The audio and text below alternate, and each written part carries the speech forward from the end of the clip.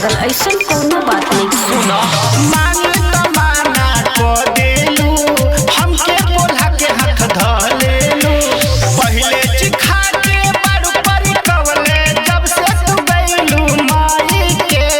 सुनो हरी सोचनी रोजया रतोही के सूते भतार लुगा धोई के। हाँ सोचनी रोज राजा तोही के सूते भतार लुगा धोई के।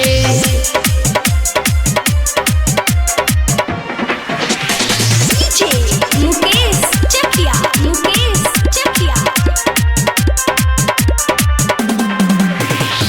रहलू कुंवारा भर पेट खियलू अब रानी हमके उपास से सुतहिलू गलत बात न हो। पहिले तोरे फेरू खियाइबो हो पर सबर होखना राजा ओही खातिर हो तू अब लागता हम फंस गइल पानी झूठो के प्यार है कोई के। अरे सोचनी रोजया रतोही के सूते भतार लुगा धोई के।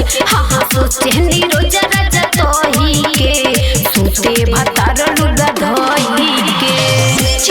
मुकेश चकिया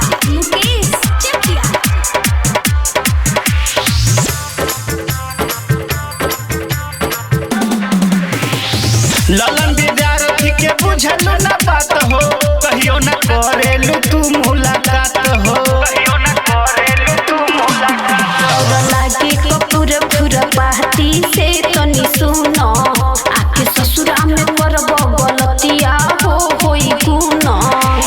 दिल हमारो में तोहरा के जोहे गइलू तू घायल दिल कोई के। अरे सोचनी रोजया रतोही के सूते भतार लुगा धोई के। हाँ सोचनी रोजया